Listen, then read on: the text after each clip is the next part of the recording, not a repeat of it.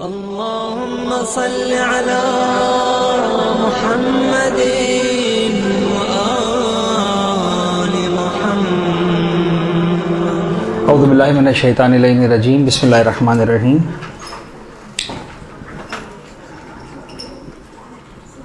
अल्हम्दुलिल्लाहि रब्बिल आलमीन वस्सलातु वस्सलामु अला अशरफिल अंबिया वल मुरसलीन व अला आलिहि तय्यबीन अत्ताहिरीन ला सिय्यमा अला बक़िय्यतिल्लाहि फ़िल अर्ज़ीन व हुज्जतिही अलल आलमीन व लाअनुद दाइमु अला अअदाइहिम व मुनकिरी फ़ज़ाइलिहिम व गासिबि हुक़ूक़िहिम अजमईन मिन यौमि ज़ुल्मिहिम व ग़स्बिहिम व अदावतिहिम इला यौमिद्दीन। अम्मा बाद। बिस्मिल्लाहिर रहमानिर रहीम। वलिल्लाहि अलन्नासि हज्जुल बैत मन इस्तताअ इलैहि सबीला व मन कफ़र फ़इन्नल्लाह गनिय्युन अनिल आलमीन। एक सलवात पढ़ दें मोहम्मद व आले मोहम्मद।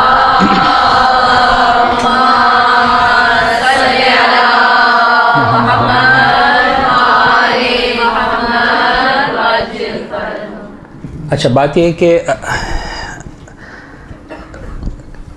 मुसलसल आप में से शायद कई स्टूडेंट्स ऐसी हैं कि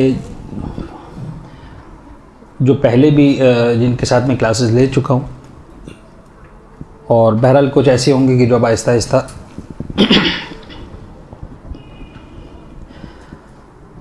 इन क्लासेस के आदी हो जाएंगे। इस मरतबा जो अनावीन है, अब तक जो अनावीन मैंने आप में से किसी के साथ भी ली है, ज़्यादातर वज़ू है, नमाज है, इस तरह के मसाइल हमने आपके साथ डिस्कस किए।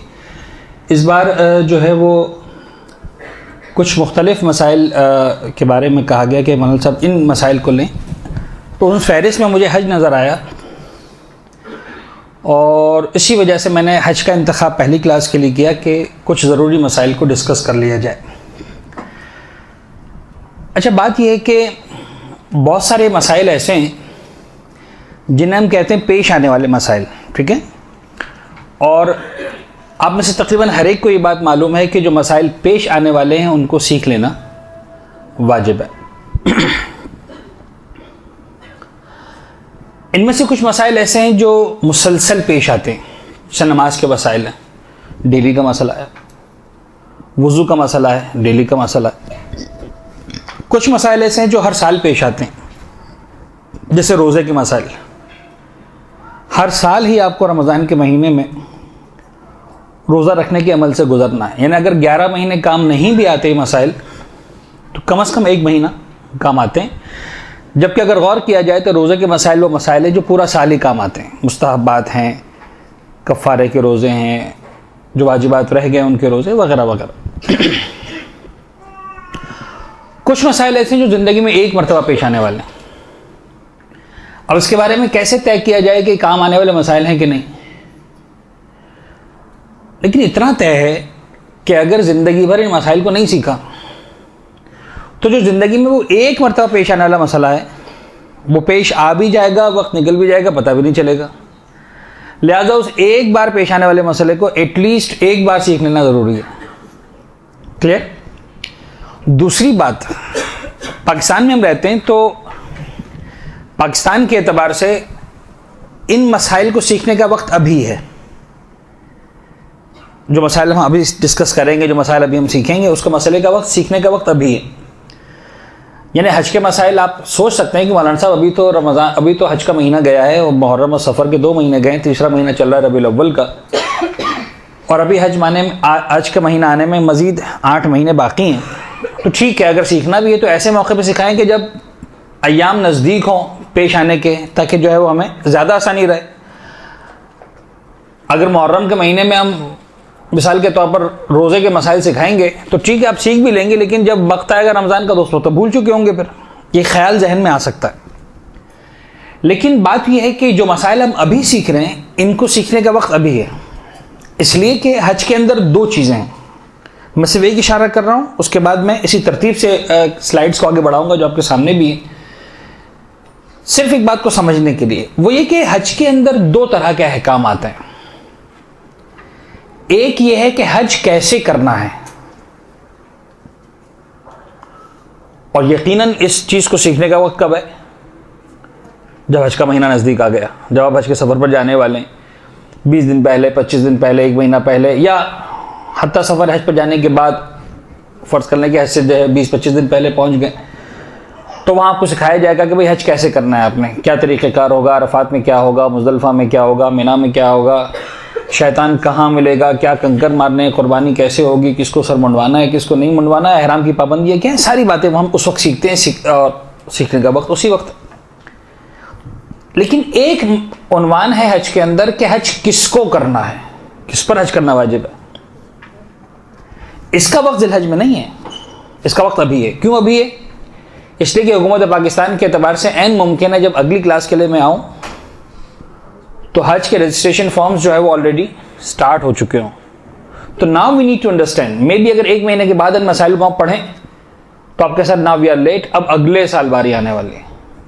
तो इस एतबार से बिल्कुल जो पीक टाइम है इस वक्त मसाइल हज को सीखने का वो यही है।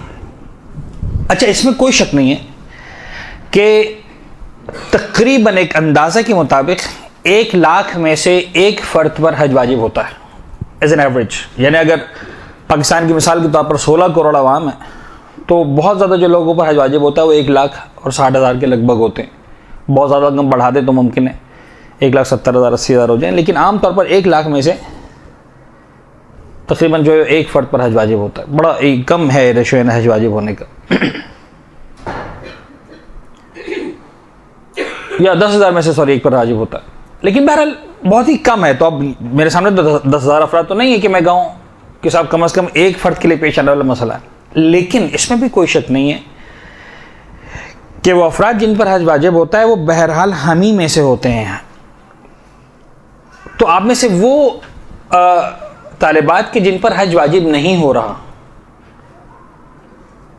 मुमकिन है उनको ये आइंदा सालों में मसाइल काम आए, लेकिन बहरहाल हमारा असल टारगेट वो तालिबात हैं कि जिन पर किसी भी वजह से हज वाजिब हो रहा है और किसी भी गलत फहमी की वजह से उनका ख्याल है कि उन पर हज वाजिब नहीं हो रहा। बस उस गलत फहमी का इजाला करने के लिए सारे मसाइल को हमें इस वक्त लिया है। देखिए कहाँ तक पहुँच पाते हैं। सबसे पहले इस कुरान हज की अहमियत को समझ लीजिए।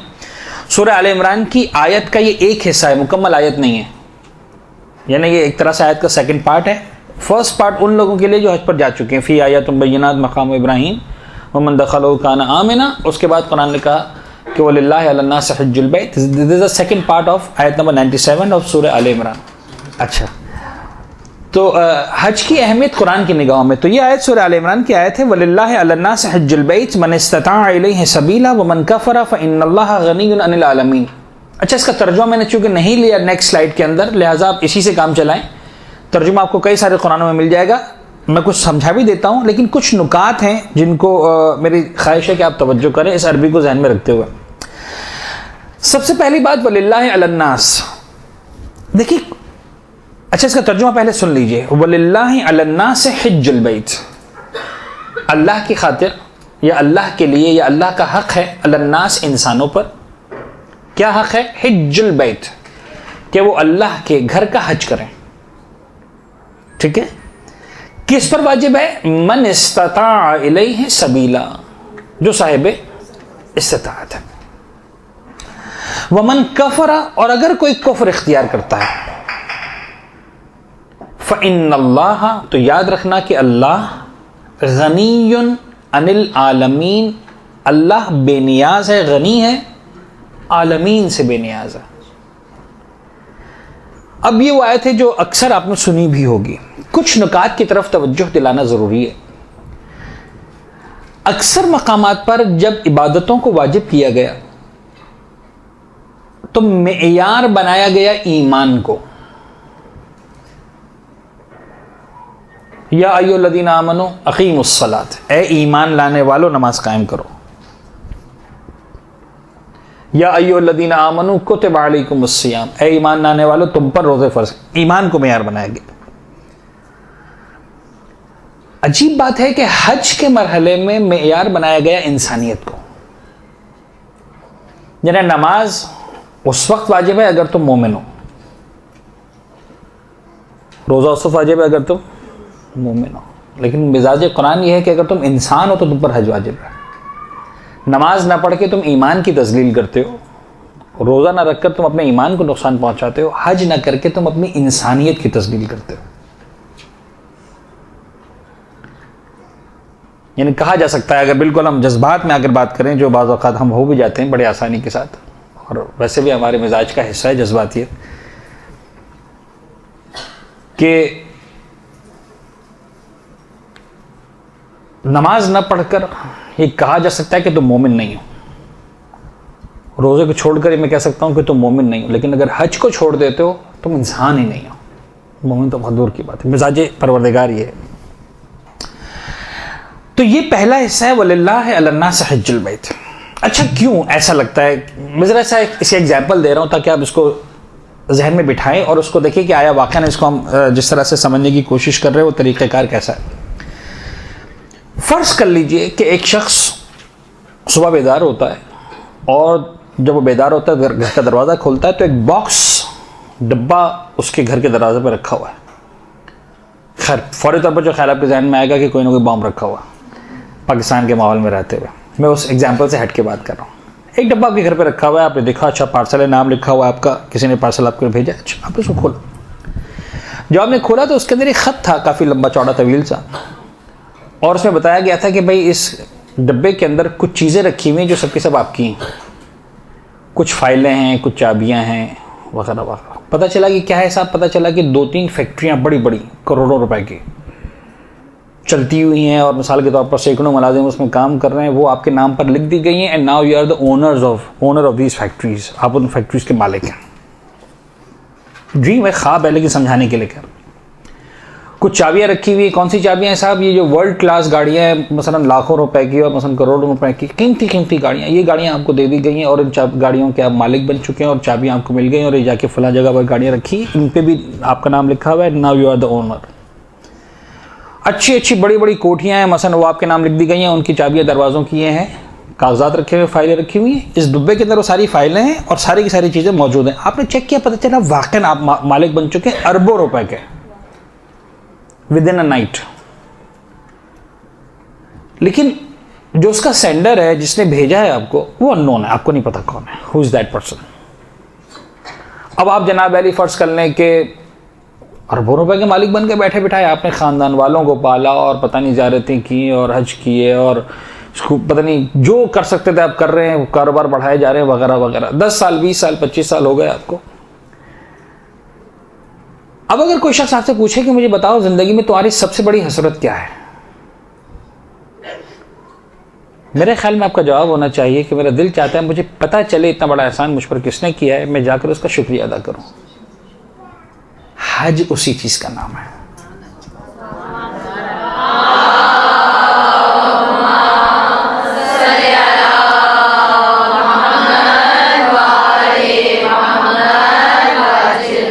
आप जरा गौर कीजिए कि परवरदिगार आलम ने हमें रातों रात कितनी बड़ी नेमतें हैं जो बगैर हमारे इस्तेहकाक के, बगैर हमारे इदराक के अता कर दी।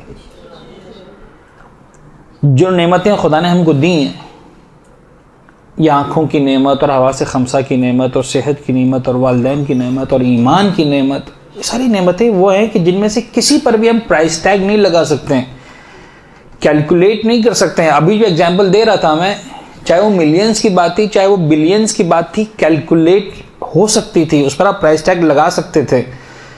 दुनिया के जो अमीर तरीन इंसान है ज़ाहिरी एतबार से, मसलन फ़र्ज़ करें बिल गेट्स, उसके भी असासे आखिर तय हैं, महदूद हैं। कितने भाई? इतने बिलियन डॉलर्स, लिमिट आ गई ना, कैलकुलेशन हो गई उसकी। जो नेमतें खुदा ने हमको दी हैं उसको हम कैलकुलेट नहीं कर सकते।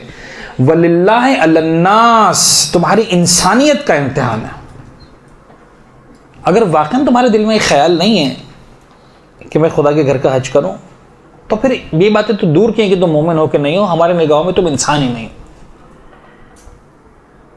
तुम जानवरों वाली जिंदगी गुजार रहे हो, इंसानियत से हट के गुजार रहे हो। ये एक मिजाज है।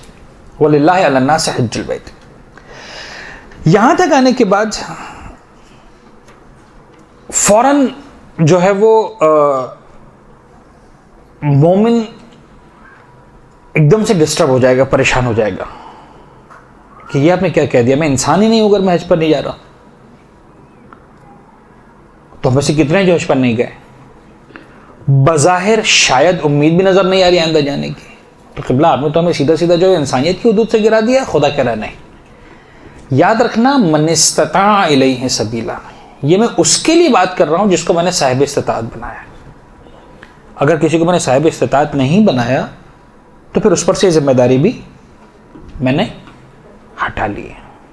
मन इस्तता इलैहि सबीला, यानी अब जो बात हो रही है यूं समझ लीजिए कि एक्चुअली ये लहजा, इस लहजे का दबदबा, इस लहजे की जिसे कहते हैं कि सख्ती, ये एक्चुअली मालदारों के साथ है, साहिबान इस्तिताअत के साथ है। गरीबों के साथ परवरदिगार का लहजा नहीं है, गरीबों के साथ ये दबदबा नहीं है। यानी जो एक खतरनाक नजर आ रहा है ना लहजा, वो गोया मालदारों के लिए, साहिबान इस्तिताअत के लिए, मन इस्तता इलैहि सबीला। और यकीन जानिए मालदार का जो मिजाज होता है ना, वो इस लहजा का बगैर सुधा भी नहीं होता।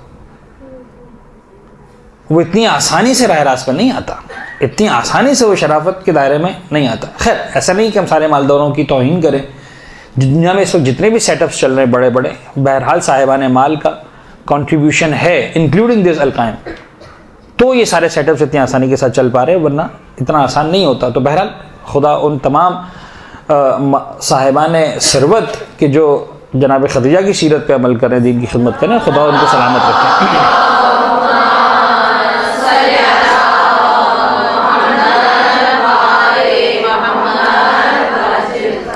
तो पहला पॉज हमने लिया लिल्लाहि लन्ना से हिज्जुल बैत पर, और वो पॉज ये था कि देखो तुम घबराओ मत, अगर तुम साहिब इस्तिताअत नहीं हो तो तुम पर हज वाजिब ही नहीं है। ठीक है, अब आगे बात मन इस्तता इलैहि सबीला, साहिबान इस्तिताअत। साहिबान इस्तिताअत की जब बात आई तो फौरन जो रिस्पॉन्स है वो दो तरह का रिस्पॉन्स है, दो ग्रुप्स हैं जो सामने आएंगे। एक ग्रुप वो है जो खुदा की बात मानेगा, सुनेगा और फौरन हज के सफ़र का इरादा करेगा, हज का सफ़र इख्तियार करेगा वगैरह वगैरह। जो हज के सफ़र पे जा रहे हैं, हज का इरादा कर रहे हैं, हज की नीयत रखते हैं, हज की ख्वाहिश रखते हैं, सारी प्लानिंग कर रहे हैं, इनके लिए तो रिवॉर्ड्स ही रिवॉर्ड्स हैं। यानी परवरदिगार आलम का जो मिजाज है वो दो तरफा मिजाज है, तवल्ला का मिजाज भी है और तबर्रा का मिजाज भी है। जो अपना बन के आ गया उसके लिए क्या रिवॉर्ड्स हैं, तुम हज पर आओ, ऐसा मैं तुमको करके भेजूंगा, इतना पाक व साफ जैसे तुम आगे पेट से पैदा हुआ।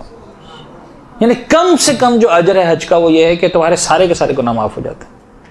फिर जन्नत की बातें और पता नहीं क्या क्या है जो सफ़र हज इख्तियार करने वालों के लिए रिवॉर्ड्स रखे गए हैं। तो वो तवल्ला का मिजाज है, वो अलग मिजाज है। यहां पर मिजाज तबर्रा हावी है, जो नहीं कर रहे।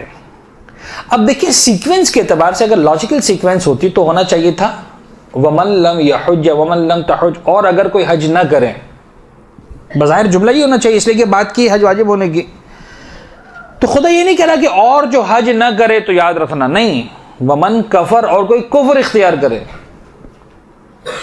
यानी हज न करना और कुफ्र इख्तियार करना बराबर है। वमन कफर, और कोई कुफ्र इख्तियार करता, कोई ठुकरा देता है हमारी बात को, नहीं आता हमारे रास्ते पर, नहीं आता हज के, हमारे घर का हज करने के लिए, हमारे घर का सफर करने के लिए। तो अब यहां पर देखें फिर मिजाज परवरदिगार देखें कि अब यहां पर खुदा वो वाली बातें नहीं कर रहा मालदारों के साथ कि मैं तुम्हें जहन्नम में डाल दूंगा और औंधे मुंह डाल दूंगा और आग में जला दूंगा और बिच्छू तुम्हारा इंतजार कर रहे हैं और सांप तुम्हारा इंतजार कर रहे हैं और फिशारे कब्र की बात ना। मालदार से उसी के लहजे में बात हो रही है। फ़इन्नल्लाह गनिय्युन अनिल आलमीन, ये मत समझना कि खुदा तुम्हें बुला रहा है तो अपने बजट को रिकवर करने के लिए बुला रहा है। यानी ये बात मुझे समझ में नहीं आती थी, एक बार समझ में आई। खैर, मैं ऐसा ना हो कि अहले ईमान की तौहीन करूं, सैकड़ों लोगों ने मेरे साथ हज किया, बल्कि शायद अब तो हज़ारों लोगों ने हज किया, उनमें से एक केस ऐसा आया मेरे सामने, लेकिन फिर ये आयत समझ में आई। हज का सफ़र था, सफ़र इख्तिताम को पहुंचा, एक मोमिन ने आके सवाल किया, मौलाना ज़रा बताइए बकरे वगैरह कितने देने कफ़ार है? मिजाज बिल्कुल एक अजीब, कितने बकरे वगैरह? अच्छा, बकरे ऐसी चीज़ें वाक़ई जो बड़ों बड़ों को बकरा बना देती हैं। यानी हज के सफ़र में हमने देखा है, बड़ी जिन्होंने किया है वो इसको बड़ी आसानी के साथ समझेंगे, और जिन्होंने नहीं किया खुदा उन्हें हमें बार बार नसीब करें इंशाअल्लाह। अपनी आंखों से जाकर उन मनाजिर को देखें और उन सारे मराहिल से गुजरें इंशाअल्लाह। बड़ी खूबसूरत इन्हें वो सफ़र है। तो सफ़र हज में जब हम जाते तो बहुत सारे लोग आके सवालत करते हैं, मौलाना वो आईना देख लिया। मैंने जानबूझ के देखा था, नहीं, अच्छा कोई बात नहीं, जवाब दे दिया, बात मुतमईन हो जानी चाहिए। फिर भी चेहरे पे वही बेचैनी है, वही जो है वो सवाल या निशान है इस तरह का। मैंने कहा बाकी रह गई बात। कह रहे नहीं मौलाना वो ज़रा इतना बता दें, बकरा लगा के? मैंने कहा नहीं बकरा भी लगा। हाँ, अब सुकून हुआ। हलाल हराम की बात हमने कर दी, वाजिब और जायज़ की बात बता दी, सुकून नहीं आता जब तक कि जो है वो बकरे का खौफ सर से ख़त्म ना। तो मैं करता हूँ कि जितने भी इस तरह के सवाल आते हैं, अगर कोई होता भी है बकरे वाला तो मैं उसको बताता नहीं हूँ कि हज ख़राब ना हो। ऐसा ना हो कि वो जो है वो जहन में बकरे को लेकर ही हज करता रहे, तो मैं किसी को नहीं बताता। जब हज का सवाल मुकम्मल हो जाता है तो आखिरी क्लास के अंदर फिर बताता हूँ कि मेरे पास ये सवालात आए थे और मेरे एतबार से इन चीज़ों पर जो है वह बकरा है। तो मसलन फ़र्ज़ करने किसी पर 1 बकरा वाजिब हो रहा है, किसी पर 2 बकरे वाजिब हो रहे हैं, किसी पर 3 लग रहे हैं, 4 लग रहे हैं। मैक्सिमम जो हमने देखे अब तक लगते हुए वो 3 रेगुलर जो एक एवरेज होते हैं, 2 बकरे 3 बकरे 4 बकरे ज़्यादा नहीं होते। ये मोमिन ने जो है शरारतें काफ़ी की थी, कभी टोपी सर पर रखी है और कभी खुशबू लगाई, पता नहीं क्या क्या किया था। वो आते रहते थे मेरे पास। अच्छा जब आए तो मेरा ख्याल था कि इस पर कम से कम 7-8 बकरे हो चुके होंगे। लेकिन अब यकीन जानिए इसका मिजाज ये था, जब हज के बाद मेरे पास आया बोला ना आपने कहा था आखिर बताओ जरा बताएं कितने बकरे हैं। तो मैंने सिर्फ इनको ज़हनी तौर पर तैयार करने के लिए कि एक शौक न लगे कि भाई एक साथ इतने सारे बकरे मुझे देने, मैंने कहा कि लगता है आपके बकरे शायद कुछ जो आम जो साहिबान ईमान पे लगते हैं, जो मजबूरी वाले, भाई बंद गाड़ी में सफ़र किया, उम्रे का है, हज का है, तो 2-3 बकरे लग जाते हैं। मैंने कहा आप पर लगता है मेरे ख्याल में कुछ ज़्यादा हो जाएंगे। अब यकीन जानिए मेरा अपना ये एक जो मैंने उसको देखा था, अपना असेसमेंट है, अपना तज्ज़िया है, मैंने कहा बड़ी फिरौनियत के साथ कहा मौलाना 25 बकरों का ऑर्डर तो दे चुका हूँ, बताइए और कितनों बकरों का ऑर्डर देना।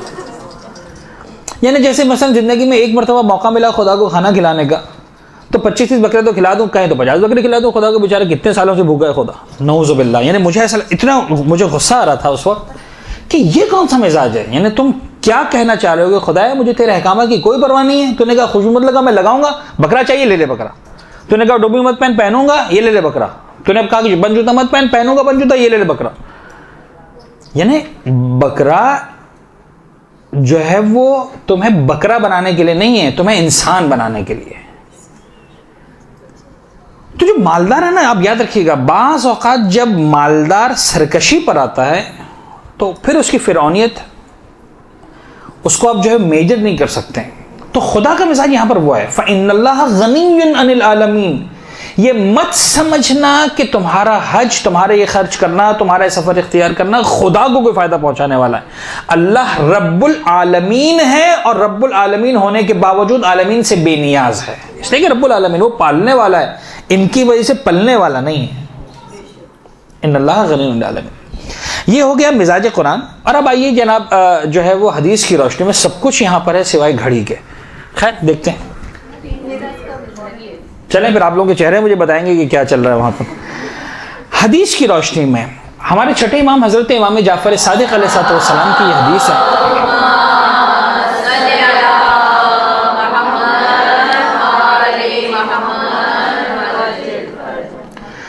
ये रिवायत वो रिवायत है जो हमारे तकरीबन तमाम ही मराजिन ने मौजूदा इमाम खुमैनी रिज़वानुल्लाह ताला अलैह, आगा खोई, आगा सिस्तानी, आगा खामेनी, जितने भी यानी जो मौजूदा दौर के मराजिन हैं जो मरहूमीन हो चुके हैं, उन सब ने जो मनासिक हज लिखी है, मनासिक हज की इब्तिदा में इस हदीस को ज़रूर कोट किया है और इस जुमले के साथ कोट किया है कि कुलैनी यानी साहिब उसूल काफ़ी, कुलैनी ने मोहम्मद इब्न याकूब कुलैनी शेख मुअतबर सनद के साथ इस हदीस को कोट किया है। ये जुमले हैं तमाम मराजिन के, खुई खुमैनी सबके, लिहाजा बड़ी इत्मीनान के साथ इस रिवायत के बारे में कहा जा सकता है कि ये तो खैर उर्दू ट्रांसलेशन है, बट द अरबिक इज मुतमईन होकर कहा जा सकता है कि बेई नहीं वो अल्फाज हैं जो इमाम अलैहिस्सलाम की ज़बान मुबारक से अदा हुए। जो शख्स भी इस दुनिया से बगैर हज किए रुखसत हो, जबकि न कोई ऐसी ज़रूरी हाजत हो या बीमारी हो या बादशाह जो उसे हज पर जाने से रोके, तो मरते वक्त या यहूदी मरेगा या नसरानी। यानी इमाम फरमा रहे कि ये शिया तो मरेगा ही नहीं, मुसलमान तो मरेगा ही नहीं।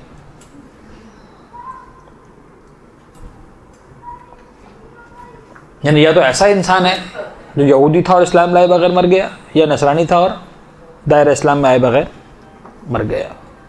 मुसलमान नहीं मर सकता। तो ये हदीस उस लफ्ज़ वमन कफरा को डिफाइन करने के लिए बड़ी ही इंपॉर्टेंट है, की हदीस है ये। वमन कफरा फ़इन्नल्लाह गनीयुन, और कोई कुफ्र इख्तियार करे, या कुफ्र से मुराद मुमकिन है वो वाला कुफ्र हो कि जो उसको दायरे इस्लाम से गोया खारिज कर रहा हो। तो बड़ी ही अहम हदीस है।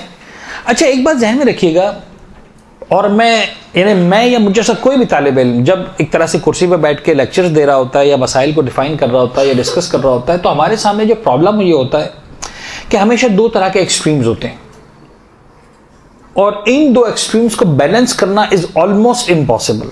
तो मैं कोशिश ही करता हूं कि कम से कम डिस्कस कर लूं, ताकि हर फर्द अपने आप को चेक कर ले कि मैं कहां खड़ा हूं। दो एक्सट्रीम्स का मतलब क्या है? एक एक्सट्रीम हमारे सामने वो आता है, अब जैसे मैं एग्जाम्पल देके बात करूं, फिर मैं फौरन एग्जाम्पल पे आ जाऊंगा हज की, रोजे के एक्सट्रीम्स में। हम कहते हैं भाई बात सूरत हाल में रोजे रखना वाजिब नहीं है। किसी को मसलन फर्ज करना ऐसी बीमारी है कि उसके लिए हर घंटे में पानी पीना जरूरी है, किडनी का प्रॉब्लम है, डायलिसिस हो रहा है मिसाल के तौर पर, तो हम ऐसे फर्ज के लिए कहते हैं आपके रोजा रखना जरूरी नहीं है, बल्कि बाज़ वक़्त रोजा रखना उसकी इजाजत भी नहीं है। मसला तो डिस्कस हो गया कि भाई बाज़ औक़ात बीमारी के आलम में रोजा रखना वाजिब नहीं होता, रोजे की जरूरत नहीं होती। लेकिन हमारे सामने दो एक्सट्रीम्स होते हैं। एक एक्सट्रीम वो होता है जो कहता है मौलाना कुछ भी हो जाए रोजा तो रखना ही है। इनका सवाल करने का अंदाज और होता है, अच्छा ऐसा कर ले मौलाना, रख लें, देख लें, अगर हिम्मत हुई तो पूरा कर लेंगे, हम 6 घंटे तो वैसे ही प्यासा रह लेते हैं, कोई मसला नहीं है ना। वो किसी तरह से भी कोशिश करेंगे कि मौलाना हाँ कह दे और वो रोजा रख ले। और एक एक्सट्रीम वो होता है जिनको छींक भी आ गई जरा जोर से, मौलाना बड़ी जोर से छींक आई थी, रोजा छोड़ दें। ये दो एक्सट्रीम्स हैं। अच्छा, ज्यादातर लोग इन एक्सट्रीम्स पे नहीं होते हैं। ज्यादातर लोग ना उस कैफियत पे जाते हैं कि जान देने को तैयार हो जाए, रोजा छोड़ने को तैयार ना हो, ना उस एक्सट्रीम पे आते हैं कि मिसाल के तौर पर छींक आई रोजा छोड़ दें। तो नॉर्मल लोगों के लिए तो मसला नहीं है, बड़े आसानी के साथ मसाइल को सुना जा सकता है, सीखा जा सकता है, समझा जा सकता है। जो एक्सट्रीम वाले हैं ना, वो बड़े प्रॉब्लमेटिक होते हैं हमेशा, दोनों साइड्स। चाहे दीन की खातिर बिला वजह जो है वो ये समझना कि साहब हमको रोज़ा रखना ही रखना है, चाहे जान जाती है तो जाए। और वो वाले एक्सट्रीम भी कि बस इस्लाम तो साहब बड़ा आसान सहूलतों का मज़हब है, छोड़ें, छींक आ गई तो कल रोज़ा रखेंगे। मसलन थोड़ा सा जो है बीमार हो गए तो कल रोज़ा रखेंगे, आज छोड़ दें रोज़ा। मसलन बोल साहब वो थोड़ा सा वो सर भारी हो रहा था तो मैंने 2 दिन रोज़े नहीं रखे। अरे नाम अमाल भरी हो रहा है वो सोचें गुनाहों से, लेकिन वो नहीं, सर भारी हो रहा तो रोज़ा छोड़ दिया। तो हज के अंदर भी यही सेम चीज़ नज़र आती है। कुछ ग्रुप वो नज़र आते हैं जो इन अहादीस को सुनने के बाद बस मौलाना साहब मैं जेवर बेच दूं, मैं ये कर दूं, मैं पता नहीं वो बीसी उठा लूं, मैं लोन ले लूं, मैं भाई से कह दूं मुझे जेवर की ज़रूरत नहीं, मुझे कपड़ों की ज़रूरत नहीं, मुझे गाड़ी की ज़रूरत नहीं, मुझे हज पे जाना है बस। और पूरे घर में जाकर पता चला कि कल से मेरे पास शौहरों के, रब्बाओं के फ़ोन आना शुरू हो गए, मौलाना साहब ने क्या बता दिया, हमारी बेगम को, हमारी बेटी को जो है कुछ भी करना है, हज पे जाना है जिंदा मुर्दा। एक वो एक्सट्रीम नज़र आता है कि साहब हम तो अब काफिर हो जाएंगे, यहूदी हो जाएंगे, बस घबरा गए। और तो ये भी नहीं होना, ये भी नहीं होना कि बड़ी आसानी के साथ कहते हैं साहब ना अभी तो देर है हज वाजिब होने में। ठीक है, इन दोनों एक्सट्रीम्स पे नहीं जाना प्लीज। यानी ऐसा ना हो कि अपने आप पर इस तरह से सवार कर लें कि अब आप जाकर जो है वो इस बात पर परेशान हो जाएं कि मेरा चश्मा तो कहीं महंगा इस्तेमाल नहीं कर रही, चाहे मेरा जेवर तो मसलन मुझे बेचना वाजिब नहीं हो गया, और मैंने जूते तो ज्यादा महंगे नहीं खरीद लिए, और मेरा पर्स बेच के मुझ पर तो हज वाजिब नहीं हो रहा। ऐसा एक्सट्रीम पर भी नहीं जाना। आइए, अहकाम हज इल्मी एतबार से अगर लफ्ज इस्तेमाल किया जाए तो 2 तरह के मसाइल हैं। नंबर 1 वजूब हज, नंबर 2 वाजिबात हज। वजूब हज यानी हज का वाजिब होना। हज वाजिब कैसे होता है? और नंबर 2 वाजिबात हज यानी हज को अंजाम कैसे दिया जाता है। तो वाजिबात हज हमारा टॉपिक नहीं है, ये तो जब हम इंशाल्लाह हज पर जाएंगे और सफर हज हमें नसीब होगा इंशाल्लाह, तो उस वक्त सीखना है कि एहराम कहाँ से बांधना है, और एहराम बांधेंगे तो क्या हो जाएगा, और क्या चीज़ें हराम हो जाएंगी और क्या चीज़ें हलाल रहेंगी, और किसका कफ़ारा कितना है, वगैरह वगैरह सारी चीज़ें। ये पार्ट नंबर 2 है वाजिबात हज। वी आर नॉट डिस्कसिंग वाजिबात हज, वी आर डिस्कसिंग द वजूब हज। किस पर हज वाजिब है, यानी आया मुझ पर हज वाजिब भी है कि नहीं। ऐसा ना हो वाजिब ना हो और मैं जिंदगी में तड़पता रहूं कि मुझ पर हज वाजिब था मैंने नहीं किया। बहुत से लोग ये समझते हैं, रो रहे होते हैं, मौलाना साहब हमने हज अब तक नहीं किया। ओके सो व्हाट, नहीं किया तो नहीं किया, पर वाजिब ही कब था। बहुत से लोग समझते हैं कि जिंदगी में एक बार तो हज वाजिब है तो अब चाहे मर भी गए वाजिब है। मौलाना साहब हमारी अम्मा मर गई, उन्होंने हज नहीं किया था, मुमकिन है आपकी अम्मा पर हज वाजिब ही ना हुआ, आप क्यों परेशान हो रहे हैं? हाँ, हज अगर वाजिब था और नहीं किया था तो मसाइल। दादा की डेथ हो गई, मसलन दादी की डेथ हो गई, उन्होंने हज ही नहीं किया, नहीं कोई बात ही नहीं किया, उन पर हज वाजिब ही नहीं था। हाँ, अगर था वाजिब और नहीं किया एक अलग चीज़ है। तो बाज़ औकात, बल्कि अक्सर औकात, यानी अगर हम परसेंटेज वाइज देखें तो शायद मोर देन 90% अफराद ऐसे हों कि जिन पर ज़िंदगी में हज वाजिब ही नहीं होता। क्लियर है? लेकिन बहरहाल अगर हो गया तो फिर मसाइल सख्त है। तो वुजूब हज को हमने डिस्कस करना है। सबसे पहली बात वुजूब हज के बारे में ये देख लीजिए कि हज वाजिबात फौरिया में से है। वाजिब फौरी किसे कहते हैं? अब यहां पर देखिए दो तरह के वाजिबात हैं। इन्हें वाजिबात की जो कैटेगरीज हैं हमारे पास, एक वाजिब वो है जो वाजिबात ताखीरी कहा जाता है, एक वह है जिन्हें वाजिबात फौरी कहा जाता है। वाजिब ताखीरी उसे कहते हैं कि जिसके अंदर आपके पास वाजिब है लेकिन गुंजाइश है, अब अपने सहूलत के मुताबिक कोई भी वक्त चूज करके उसको अंजाम दे सकते हैं। मसलन रोजे का कफारा। अब रोजे का कफारा एक ऐसी चीज है जो वाजिब है आप पर, लेकिन ये नहीं है कि आज मिसाल के तौर पर जो है कफारा वाजिब हुआ कल देना जरूरी है वरना परसों से पेनल्टी लगना शुरू हो जाएगी। 1 महीने बाद, 2 महीने बाद, 4 महीने बाद, 6 महीने बाद, 8 महीने बाद, साल बाद, 1.5 साल बाद, 2 साल बाद, जब मौका मिले दे दो। दैट्स कॉल्ड वाजिबात ताखीर, यानी वाजिब हैं लेकिन आपको ताखीर करने की गुंजाइश है। बास चीजें हैं वाजिबात फौरी हैं, यानी वाजिब हुआ फौरन अंजाम देना, इसको अब डिले करने की गुंजाइश नहीं, फर्स्ट पॉसिबल टाइम में उसको अंजाम देना। इसकी एग्जाम्पल है कर्जे की अदायगी, स्पेशली जब साहिब कर्ज वापस मांग रहा हूं। अब मैं फिक़ही मसला नहीं बता रहा हूं, लेकिन एक्सट्रीम को समझाना चाह रहा हूं कि बाज़ उलमा ने यहां तक लिखा है कि तुम वाजिब नमाज शुरू कर चुके हो, कर्ज खाह आ गया, कर्ज तुम दे सकते हो, अगर पॉसिबल है नमाज तोड़े बगैर कर्ज दे दो तो नमाज तोड़े बगैर उसको कर्ज जेब में डाल के निकाल के दे दे तुम्हारा कर्ज। अगर नहीं पॉसिबल है, नमाज का वक्त बाकी है, नमाज तोड़ो, कर्जा दो, फिर नमाज पढ़ना। दीज वाजिबात आर कॉल्ड वाजिबात फौरी। किसी की जान बचाना, आप नमाज पढ़ने फर्ज करने, आपने देखा खुदा ना खास्ता कोई बच्चा जो है किसी दूसरे बच्चे के साथ खेल रहा है और खेल खेल में उसने मसलन जो है वो अब कुछ ही लम्हे गुजरेंगे और बेध्यानी में बच्चा मसलन जो है वो दूसरे को चाकू मार देगा। अब आपके हम तो नमाज पढ़ रहे थे, नहीं सब छोड़े नमाज को, जान बचाना वाजिब है। और जान जाने के बाद बचाना वाजिब नहीं है, जान जाने से आपके साथ चाकू लग जाएगा फिर मैं नमाज तोड़ूंगी, इंतजार नहीं करना चाकू लगने का, वाज़ेह हो रही बात। तो ये वाजिबात फौरी हैं। हज वाजिबात फौरी में से। अच्छा, अब हज के एग्जाम्पल उस तरह की नहीं कि आज वाजिब हुआ तो आज ही निकल जाओ हज पर। इसका मकसद ये है कि इसी साल हज करना वाजिब है, 2014 में। अब 2015 का इंतजार नहीं कर सकते, 2015 में मसलन इस्तिताअत आई तो 2016 का इंतजार नहीं कर सकते। सीन स्टैंड्स फॉर आगे सिस्तानी। सिस्तानी कहते नहीं, ये वाहिद मर्जे हैं, खुई, खुमैनी, खामैनी, सब में वाहिद मर्जे सिस्तानी। अगर इत्मीनान हो कि अगले सालों में अंजाम दे सकता है तो ताखिर कर सकता। मसलन एक शख्स है, उसको पता है कि भाई इस साल दिसंबर में, यानी फर्ज करने अक्टूबर में जब हज आने वाला है तो मेरे फर्ज करने के मसलन मास्टर्स के एग्जाम्स होने वाले फाइनल, और डेफिनेट मेरी यूनिवर्सिटी के पेपर्स हैं, मैं नहीं जा सकता इस साल हज पर। अगर मैं जाऊंगा तो पूरा कैरियर जो है मेरा दाव पे लग जाएगा 1 साल की वजह से। और बड़ा आसान है, मसला नहीं, मैं इस साल जो पेपर्स दे लूँ अगले साल हज कर लूंगा। कोई खुदा ना खासा सेहत का मसला नहीं है, बुढ़ापा नहीं आ गया, कोई मसलन वॉर की कंडीशन नहीं आ गई है, कोई ऐसा नहीं है कि साहब इस पर पैसा अगले साल पैसा हाथ से निकल जाएगा, ठीक है। आगा सिस्तानी कहते हैं इस तरह की केसेस के अंदर इस हद तक डिले करने की परमिशन है कि जिससे ये ना कहा जाए कि इंसान लिफ्ट ही नहीं करवा रहा। इंसान सोचे साहब 20 साल बाद हज करूंगा, नहीं ये नहीं चलेगा, इस साल नहीं अगले साल कर लूंगा। इतना लेट करने की इजाजत आगा सिस्तानी देते। दूसरी बात जो वजूब हज के हवाले से जहन में रखना है वो ये है कि इन सारी शराइत के बाद जो बाद में आने वाली हैं, अगर वाजिब हो गया तो ऐसा नहीं है कि अब बार बार वाजिब होता रहेगा, हर साल वाजिब होता रहेगा। देखिए रोज़ा हर साल वाजिब है, शराइत हैं। नंबर 1 तुमको बालिग होना चाहिए, नंबर 2 साहिब अक्ल होना चाहिए, तुम फर्ज कर लो कि दीवानगी की हदूद में नहीं हो, पागलपन की हदूद में नहीं हो, ठीक है। नंबर 3 जनाब अली बीमार ना हो, वगैरह वगैरह, ये शराइत हैं, हर साल वाजिब है। हर साल रमज़ान आएगा, हर साल तुम्हें रोज़े रखने हैं। खुम्स है, हर साल मौका आएगा, हर साल उसका तुम्हें खुम्स निकालना वाजिब है। हज इस्तिताअत अगर बाकी भी रही हर साल, तब भी हज हर साल वाजिब नहीं, जिंदगी में एक मरतबा वाजिब है। एक मरतबा कर लिया, अगले साल फिर सब कुछ है, इस्तिताअत है, अक्ल है, बुलूग है, सब कुछ है, लेकिन हज वाजिब नहीं है। अब मुस्तहब हो जाएगा, सेकंड टाइम हज क्या हो जाएगा, मुस्तहब हो जाएगा। तो जिंदगी में एक बार वाजिब है। तीसरी बात जो इंपॉर्टेंट है वो ये है कि वाजिब होने के बाद मुकद्दमात का अंजाम देना भी वाजिब है, और अगर अंजाम न दे तो जिम्मे पर रह जाएगा, फिर जैसे भी हो जाना पड़ेगा।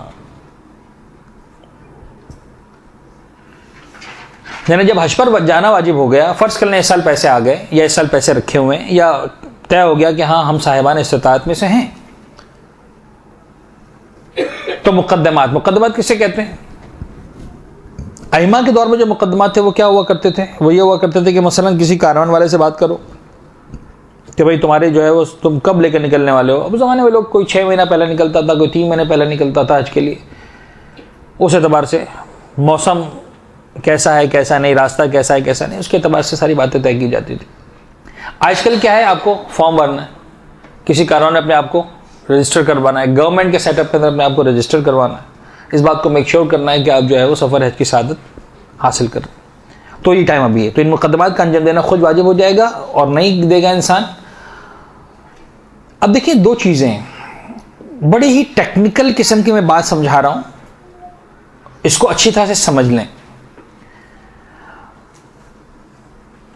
बाज़ औक़ात इंसान के ज़िम्मे वाजिब आता है और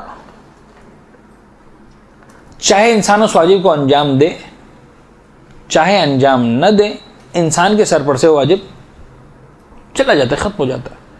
किया तो ठीक, नहीं किया तो गुनाहगार हो गया, लेकिन बात ख़त्म हो गई। एक मरतबा वाजिब आ जाता है, सर पर बाकी रह जाता है।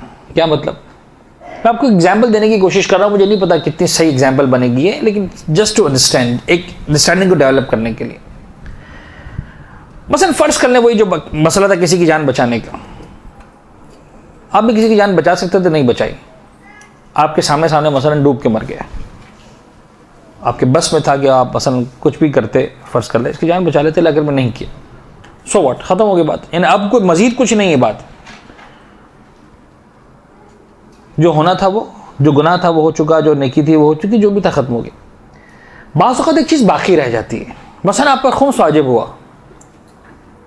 एक साल ऐसा भी आया था कि मसलन 10 लाख रुपए रखे हुए थे, 2 लाख रुपए खुम्स के निकालने थे, नहीं निकाले, 2-3 साल गुजर गए, अब गरीब हो गए, 10 लाख रुपए दूर की बात, 10 रुपए भी जेब में नहीं है।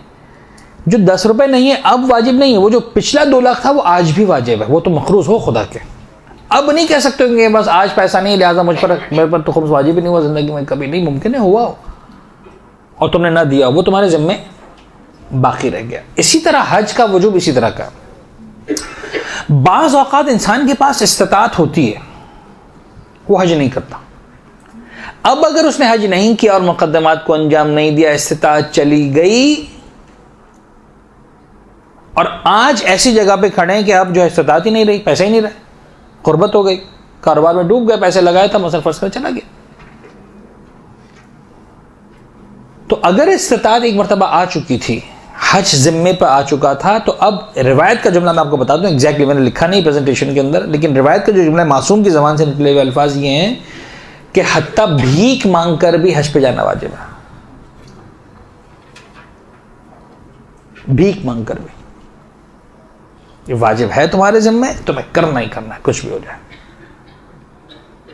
To that level. लेकिन फर्ज करने एक शख्स साहिब इस्तिताअत बना, अब ये मसला इसको समझा रहा है, उसको फोकस कर रहा है कि अगर तुमने मुकद्दमात को अंजाम ही नहीं दिया, हाँ मुकद्दमात को अंजाम दिया, सब कुछ किया, लेकिन नहीं जा सके हज पर, फर्ज करने पैसा इसी साल आया, नाम भी लिखवाया, पता चला कुरानंदाजी में रह गया, अपनी तरफ से सारी कोशिशें कर डाली, गवर्नमेंट मसलन फर्ज करें 4 लाख रुपए में लेके जा रही थी, प्राइवेट ग्रुप मसलन 5 लाख रुपए में लेके जा रहा था, 4 लाख की कोशिश भी कर डाली, 5 लाख की कोशिश भी कर डाली, ना 4 लाख में नाम आया ना 5 लाख में नाम आया। खुदा का करना ये हुआ कि मसलन 2 महीने गुजरे, फर्ज करने घर में किसी की जो है वो तबीयत खराब हुई, हार्ट अटैक हुआ, एंजियोग्राफी करना पड़ी, 4 लाख रुपए लग गए एंजियोग्राफी के अंदर, अपना ये हार्ट ऑपरेशन के अंदर, सर्जरी के अंदर। अब जब 2015 आया तो पैसे बचे ही नहीं थे। ये वो फर्ज नहीं है जिस पर वाजिब हो चुका लिहाजा भीख मांग के भी करना, ये वाला फर्ज नहीं है। वाज़ेह हुई बात। इस्तिताअत आई, मुकद्दमात को अंजाम दिया, लेकिन नहीं हो सका हज। फर्ज कर ले खुदा ना खास्ता ऐसे हालात हो गए कि एकदम से जो है वो रास्ते बंद हो गए सऊदी अरब के। यानी जो मुस्लिम वर्ल्ड की जो हालत है उसमें आप हर चीज एक्सपेक्ट कर सकते हैं। किसी ने सोचा भी नहीं था कि एकदम से शाम के रास्ते बंद हो जाएंगे। अच्छे खासे लोग जा रहे थे, पता चला शाम में जो वो बॉम्बार्डमेंट हो गया, ये हो गया, वो हो गया और रास्ते बंद हो गए। 4 साल से लोग जा ही नहीं रहे। खुदा ना खास्ता फर्ज में सऊदी अरब में ऐसा हो गया, कोई भी जनाबेली क्लैश हो गया, बॉम्ब ब्लास्ट हो गया, ये हो गया, वो हो गया, पता चला रास्ते बंद हो गए। सऊदी गवर्नमेंट ने बैन लगा दिया, नहीं आ सकता। ओके, आपने अपनी कोशिश पूरी कर डाली, नहीं जा सके, पैसा खर्च हो गया, अब आप जिम्मेदार नहीं। पैसा था, जा सकते थे, नहीं गए, तो जिम्मेदार हो, अब चाहे पैसा चला भी गया। क्लियर हो गई बात। तो ये मसला दर हकीकत उस फेज को कवर कर रहा है। वाजिब होने के बाद मुकद्दमात का अंजाम देना भी वाजिब है। अगर अंजाम न दे तो जिम्मे पर रह जाएगा, लेकिन अगर मुकद्दमात अंजाम दिए और नहीं हो सका तो फिर जिम्मे पर हज नहीं रहेगा। और जब जिम्मे पर रह जाएगा तो फिर जैसे भी हो जाना पड़ेगा। शराइत वजूब हज, ये बड़ी अहम बातें हैं जो हमें एक तरह से आज के लिए डिस्कस करना थी। देखिए कहाँ तक पहुँच पाते हैं। सबसे पहली चीज़, बुलूग यानी नाबालिग पर हज वाजिब नहीं है। बहुत सिंपल सी बातें, मैं इसकी डिटेल में नहीं जाऊँगा। 2 अक्ल यानी पागल पर हज वाजिब नहीं है। 3 हुर्रियत यानी आज़ाद होना यानी ग़ुलाम पर हज वाजिब नहीं है। आजकल तो ग़ुलामी का कॉन्सेप्ट ख़त्म हो चुका। लिहाजा आ जाए इस्तिताअत, जो सबसे अहम शर्त है। बुलूग, अक्ल और हुर्रियत, बालिग होना, आकिल होना, आज़ाद होना। सिंपल लिख लें, बालिग, आकिल, आज़ाद, 3 शर्तें। बालिग हो, आकिल हो, आज़ाद हो, ठीक है। नंबर 4, मुस्तती हो या इस्तिताअत रखता हो। इस्तिताअत चंद चीज़ों पर मुश्तमिल है। 4 चीज़ें हैं बेसिकली जो इस्तिताअत की डेफिनेशन में आती हैं, जिनमें सबसे अहम चीज़ें जो हैं वो माली इस्तिताअत और जिस्मानी इस्तिताअत है। पहली इस्तिताअत है माली इस्तिताअत, यानी माली एतबार से इंसान साहिब इस्तिताअत हो। नंबर 2, जिस्मानी एतबार से एक इंसान साहिब इस्तिताअत हो। नंबर 3, तरीक़ी इस्तिताअत यानी रास्ते खुले हुए हो, पता चला माल भी है, जान भी है, लेकिन रास्ते ही बंद हैं, जैसे सीरिया के रास्ते फर्ज करना, सुना है कि अब खुल गया बहरहाल। 4, ज़मानी इस्तिताअत यानी वक्त इतना हो कि आप निकल सकें, पैसा भी है, तवानाइयाँ भी हैं, रास्ते भी खुले हुए हैं, लेकिन वक्त गुजर चुका है। क्या मतलब वक्त गुजर चुका है? यानी फ़र्ज कर लें जनाब अली कि पाकिस्तान में रहते हुए अभी अगला महीना फरवरी का हज होगा, अक्टूबर में, फरवरी में जब फॉर्म जमा किए जा रहे थे, कारवान बन रहे थे, रजिस्ट्रेशन हो रही थी, फरवरी और मार्च के महीने में पैसा नहीं था। पैसा आया कब? जून के महीने में। तो अब नहीं जा सकते ना, इन्हें जितने इंतजाम होना थे सब हो चुके। तो आपके पास सारी इस्तिताअत हैं, माली इस्तिताअत है, जिस्मानी इस्तिताअत है, तरीक़ी इस्तिताअत है, लेकिन ज़बानी इस्तिताअत नहीं है। हालांकि अभी 3 महीने बाकी है जोने में, लेकिन आपको पता है कि आपका पाकिस्तानी पासपोर्ट है, आपको दुनिया में कहीं से वीज़ा नहीं मिलेगा हज के लिए। आप जा सकते हैं तो पाकिस्तान से ही जा सकते हैं, और पाकिस्तान से जाने का तरीका ये है कि जब अगला साल आएगा फरवरी मार्च, तो फिर जाने वाले आपने जो है रजिस्ट्रेशन करवाना होगा, तो वो अगले साल का इंतज़ार करना है, ठीक है। और अगर फ़र्ज कर ले अगले साल का फरवरी आने से पहले ही पैसे आए भी थे और ख़त्म हो गए, तो फिर अगले साल हज वाजिब नहीं रहेगा। क्लियर हो गई बात। माली इस्तिताअत, जिस्मानी इस्तिताअत, तरीक़ी और ज़मानी। माली इस्तिताअत के निकात देखें। नंबर 1, माली इस्तिताअत के मीनिंग में सबसे पहली बात शामिल यह है कि मुकम्मल सफ़र के अखराजात रखता हो। मुकम्मल सफ़र के अखराजात यानी जाने के लिए ज़ाद राह, सवारी का वसीला, उस दौर में फ़र्ज़ करें ऊँट था, घोड़ा था, खच्चर था, गधा था मसल, या इतनी तवानाई थी कि पैदल चल सकता था मसला। या फ़र्ज़ कर ले जनाब अली कि आजकल के दौर में एक ज़माना था जब पाकिस्तान से जो है वो स्टीमर जाया करता था, यानी पानी का जहाज़, बहरी जहाज़ जाया करता था। इतने पैसे कि बहरी जहाज़ में जा सकता है, जहाज़ चलते हैं आजकल वगैरह वगैरह। दुनिया के मुख्तलिफ इलाके जहाँ से लोग बाई रोड आते हैं, बसों में बैठ कर आते हैं, दुबई वगैरह से, इराक़ से और इलाक़ों से। तो उस अपने एतबार से उसके पास सफ़र के खराजात हों, वहाँ मक्का और मदीना में जो रिहाइश वगैरह इख्तियार करनी है, जो उसको अरफात व मिना के मैदानों में जाना है, वो सब चीज़ें जो है वो उसके पास इतने पैसे हों कि उन कामों को अंजाम दे सकता हो। इन शॉर्ट आजकल के एतबार से देखा जाए तो कम से कम 3.5-4 लाख रुपए उसके पास हों।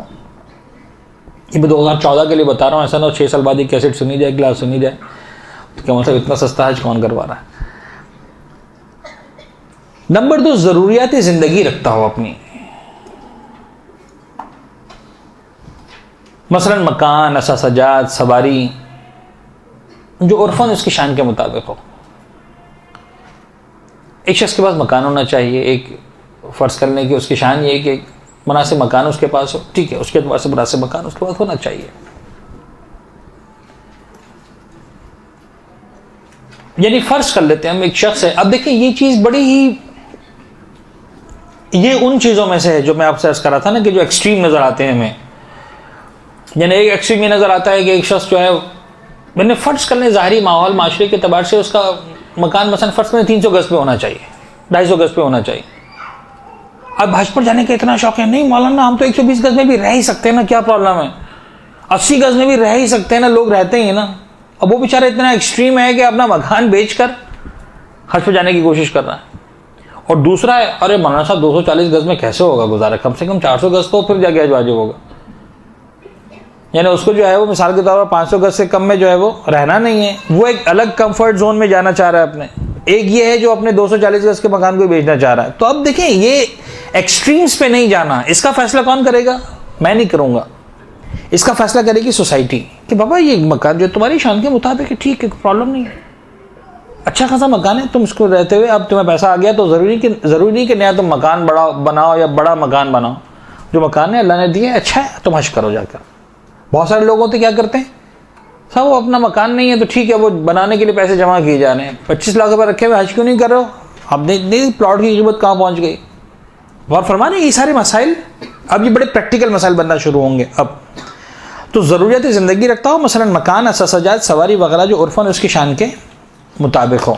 एक इंतहाई अहम मसला जो यकीन आपके जहनों में आया होगा, फ्रीक्वेंटली आस्क्ड क्वेश्चंस होते हैं ना, FAQs, ज़रूरी नहीं है कि मकान ज़ाती हो, किराए का भी हो तो काफ़ी है। यानी ये वो गलत फहमियाँ हैं जो हमारे माशरे में बहुत शिद्दत के साथ राइज हैं। 2.5-3 लाख रुपए तनख्वाहें ले रहे हैं, मिसाल के तौर पर 50,000 रुपए के मकान के किराए में रह रहे, बड़े मज़े से रह रहे हैं। बैंक बैलेंस मसलन जो है हर साल 2-2.5 लाख रुपए 3 लाख रुपए मसलन जो महीने की इनकी तनख्वाह है, बैंक बैलेंस पहुंच चुका है 25 लाख रुपए तक। लेकिन जिस 50,000 के मकान में रह रहे हैं वो मकान खुद कौन सा 2-2.5 करोड़ रुपए का मकान है जिसमें किराए पर रह रहे हैं। हमारा स्टैंडर्ड तो यही है, लिहाजा जब तक 2 करोड़ रुपए जमा नहीं होंगे, अपना ज़ाती मकान नहीं खरीदेंगे, तब तक हज वाजिब नहीं होगा। 25 लाख रुपए 50 लाख रुपए बैंक में रखे रहने दें, हम पर तो हज वाजिब नहीं है। रॉन्ग, वाज़ोरी बात है। ये बड़ी प्रैक्टिकल एग्जांपल्स हैं, मैं आपको बताऊं। सब ज़ाती मकान जब तक नहीं होगा हज वाजिब नहीं होगा, ऐसा नहीं है। अगर अपनी शान के मुताबिक आपको कोई प्रॉब्लम नहीं है, आपके हैसियत के लोग, आपके स्टैंडर्ड के लोग रहते हैं किराए के मकान में, कॉमन सी चीज़ है। फ़र्ज़ कर आप किसी ऐसे गांव देहात में जहां पर हर एक का ज़ाती मकान है, कोई किराए पे नहीं है, मुमकिन है वो मसला बदल जाए। दुनिया के बाज़ ममालिक ऐसे हैं जहां पर आप पाकिस्तानी बनकर जाते हैं तो मकान बाय कर ही नहीं सकते हैं, चाहे आप बिलियनर है, आपको किराए के मकान में रहना है, तो क्या हज वाजिब नहीं होगा कभी भी आप पर, इंक्लूडिंग सऊदी अरेबिया, वहां पर आप ज़ाती मकान खरीद ही नहीं सकते। तो मकान का ज़ाती होना या किराए पर होना इससे फ़र्क नहीं पड़ता। आपके पास अपनी ज़रूरत ज़िंदगी मुताबिक मकान है, रह सकते हैं, नॉर्मल पैसा रखा हुआ, हज करना वाजिब हो जाएगा। क्लियर होगी बात। तो मकान ज़ाती होना ज़रूरी नहीं है, लिहाजा अगर किराए का भी हो तो काफ़ी है। हाँ, अगर ज़िंदगी की ज़रूरियात का माल हज में खर्च कर दे तो हज वाजिब नहीं माना जाएगा। यानी अब ये दूसरे एक्सट्रीम का आंसर है कि साहब छोड़ें सारी बातें। एक ज़माना था ना कि 250 गज़ में नहीं था हमारे पास, किराए से हम आए थे ना 250 गज़ में, बेच देते 250 गज़ का मकान में, फिर जाते हैं किराए पर और जो है हज करते हैं। ऐसा भी ज़रूरी नहीं कि आपने आज सुन लिया कि किराए का मकान काफ़ी है, ज़्यादा जिन जिन के पास मकान है सब अपना अपना घर बेचें, घर जाकर कि मौलाना साहब ने कह दिया किराए का भी सही है, लिहाजा बेचो। ये मसलन जो है वो 1 करोड़ की जो कोठी है इसमें रह रहे, कोई ज़रूरत नहीं 1 करोड़ रुपए की कोठी में रहना या घर में रहना या 50 लाख के मसलन मकान में रहना, इसको बेचो, किराए पे जाएंगे और 50 लाख से हज करेंगे पूरा ख़ानदान। ऐसा भी नहीं। क्लियर हो रही बात। अगर ज़रूरियात ज़िंदगी का माल हज में खर्च कर देगा तो हज हो तो जाएगा प्रैक्टिकली, लेकिन वो जो ज़िंदगी में एक मरतबा वाजिब था वो वाला वाजिब नहीं माना जाएगा। यानी इसकी मिसाल ऐसी है कि आपने शाबान में रोज़े रख लिए तो रमज़ान के रोज़े अपनी जगह पर बाकी रहेंगे। वो आपने मुस्तहब रोज़े रख लिए, आपने वाजिब वाले रोज़े अब तक नहीं रखे।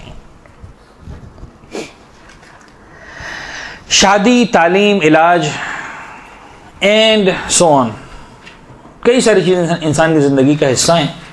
ये खराजात भी अगर ज़रूरियात में शुमार हों तो इनका होना भी ज़रूरी है। अब मैंने एक एक चीज़ को डिटेल में जाके नहीं लिखा, लेकिन इसकी वजाहत सुन लीजिए। ये हमारे मराजीन ने लिखा है, लिहाजा मैं बतला रहा हूँ। फ़र्ज़ कर लें एक शख्स शादी की ज़रूरत महसूस कर रहा, चाहे मर्द हो चाहे औरत, शादी करनी है, निज़ाम ज़िंदगी है, उसके एतबार से जो है वो हर फ़र्द के लिए एक जो है वो स्पाउस का होना ज़रूरी है, एक शरीक सफ़र का होना ज़रूरी है। इंसान ज़िंदगी के सफ़र परवरदिगार ने मुकर्रर ही नहीं किया है कि इंसान अकेला अपनी ज़िंदगी का सफ़र गुजारे। शादी करने का वक्त आ गया, उम्र हो गई। अच्छा, बड़ा डिटेल टॉपिक है, मुझे इसमें प्लीज़ मत ले जाइएगा वरना बात कहीं से कहीं निकल जाएगी।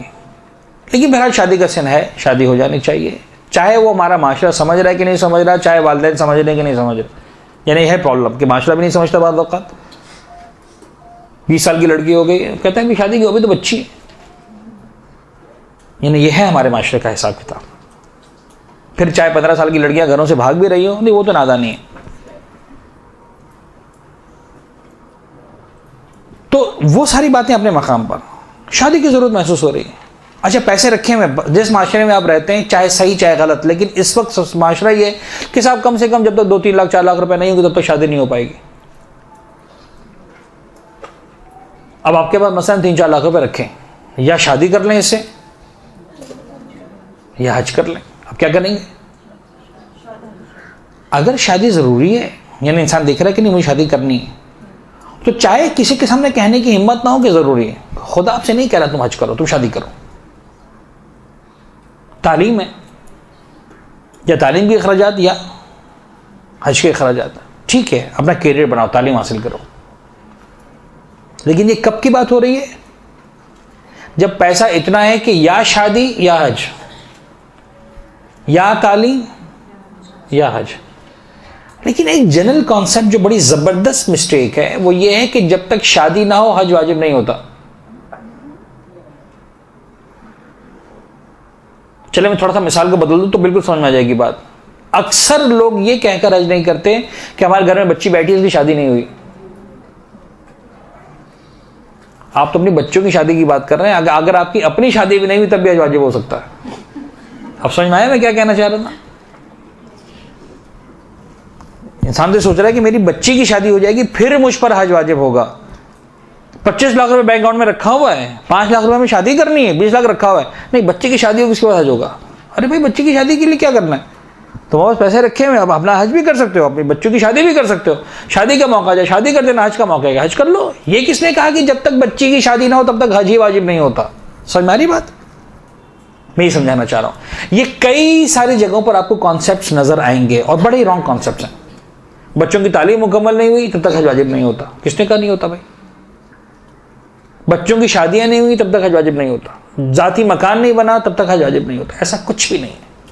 जाती मकान ना हो हज वाजिब हो सकता है, बच्चों की शादियां ना हुई हो हज वाजिब हो सकता है। बल्कि आगे बढ़कर बच्चों की तो एक तरफ, आपकी अपनी शादी भी ना हुई हो, यानी फर्ज करना आप खुद उस एज में है कि अभी आपको शादी करना है, आपके अपने वालिदैन है, तो एक तो आपके अम्मा अब्बा के हज की बात हो रही है कि अगर आपकी शादी नहीं हुई तब भी उन पर हज वाजिब हो सकता है।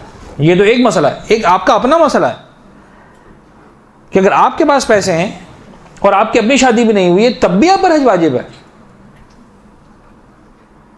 अगर वो पैसे ऐसे नहीं कि या शादी में इस्तेमाल करने या हज पे।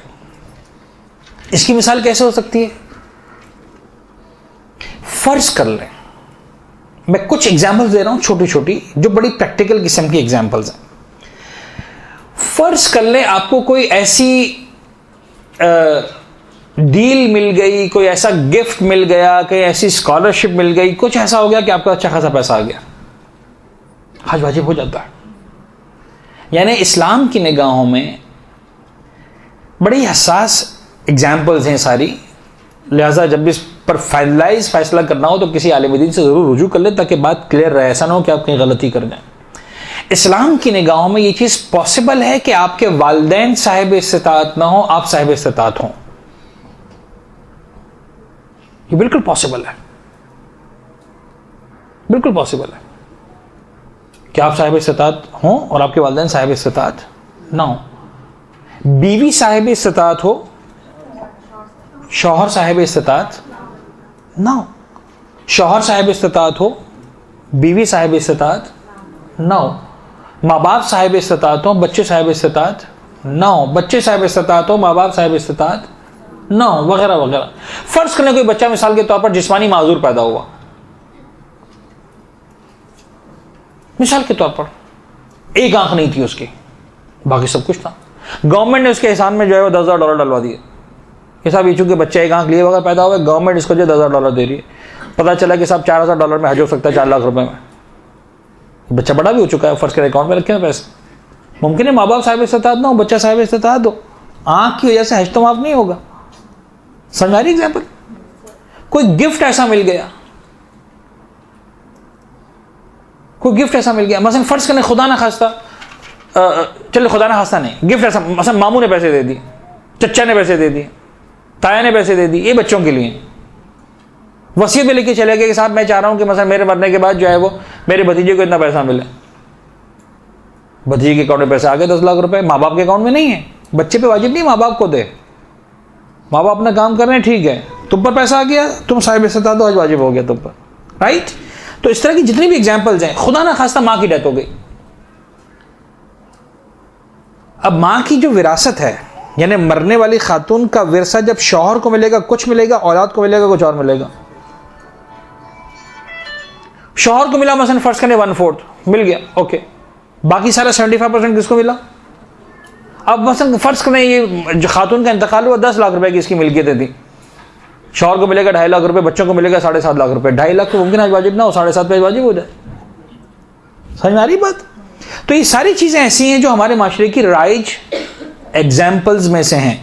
ये मैं फिर बता दूं कि जो ओवरऑल परसेंटेज है वो यही है कि साहब बहुत कम लोगों पर वाजिब होता है, लेकिन इनमें से कौन ऐसे हैं, मैं सारी एग्जांपल्स इसलिए शेयर कर रहा हूं कि अगर हम में से कोई है तो ऐसा ना हो कि इस क्लास के बाद भी हम ना समझ पाएं कि अच्छा हम पर हज वाजिब था और फिर भी हम समझ रहे थे कि हम पर हज वाजिब नहीं है।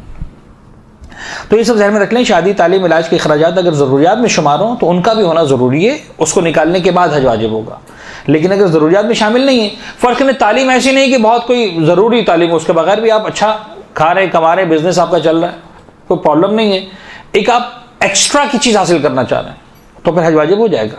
लेकिन अगर आपके करियर का मसला है तो फिर पहले उसको पूरा करें, बाद में हज करेंगे। इसी तरह इलाज वगैरह भी। कर्ज को हमने 3 कैटेगरीज में डिवाइड किया है, 1 बाय 1 समझेंगे तो समझ में आएगी बात। सुन लीजिए पहले, एक वो कर्जा है जो आपने किसी को दिया हुआ है और आपको लेना है। एक वो कर्जा है जो आपने किसी से लिया हुआ है और आपको वापस देना है। और एक वो कर्जा है जो न लिया है न दिया है, अभी लेना चाहते हैं सिर्फ हज के लिए। अगर हज करने की ख्वाहिश नहीं है तो कर्जा लेने की जरूरत भी नहीं है। अब ऐसे बहुत से लोग ऐसे होंगे कि जिन्होंने न किसी से कर्जा लिया हुआ है कुछ, न किसी को कर्जा दिया हुआ है। मौलवी साहब हज करने की बड़ी ख्वाहिश है, कर्जा ले लूं किसी से, हज पे चले जाऊं। ये वो वाला केस तीसरा। और कर्जा बड़ी आसानी से मिल जाएगा, बड़ा भाई कर्ज देने को तैयार हो जाएगा। मसलन फर्ज करने के बहन है, कोई रिश्तेदार है, दोस्त है, आराम से कर्जा देने को तैयार हो जाएगा। जॉब कर रहे हैं, ऐसी जगह जॉब कर रहे हैं, 10 साल का मसलन एक्सपीरियंस है, काम किए जा रहे हैं, आज तक कभी कर्जा नहीं लिया किसी काम के लिए भी, लेकिन हज का वैसे नहीं हो रहा, दिल चाह रहा है हज पे जाने का, ऑफिस से कर्जा ले लेते हैं, आराम से हज करके आ जाते हैं, देखा जाएगा, आराम से थोड़े थोड़े करके पैसे दे देंगे। यानी ना कर्जा है, ना लेना है, ना देना है, अब सिर्फ हज के लिए जो है वो कर्जा लेने की ख्वाहिश हो रही है, और वो भी इसलिए कि खुदा के घर का हज करना। ये 3 अलग अलग कैटेगरीज है। नंबर 1, किसी को कर्जा दिया हुआ, अगर वापस ले सकता है तो जरूरी है कि ले और हज पर जाए। बड़ी सिंपल सी बातें हैं, इसमें ऐसी कोई चीज मैं नहीं बता रहा हूं कि जो डिटेल में जाएं या उस चीजों में। अलबत्ता डिटेल्स हैं, उलमा ने डिस्कस की हैं, मैं एक आध एग्जांपल दे दूंगा बातों बातों में, लेकिन उसको मैंने नोट्स का हिस्सा नहीं बनाया। अगर वापस ले सकता है तो जरूरी है कि ले और हज पर जाए। अच्छा, ये वापस कब ले सकता है? जब वक्त आ गया हो। किसी को लोन दिया था भाई 2 साल के लिए, 2 साल पूरे हो चुके हैं, निकालो पैसे वापस भाई।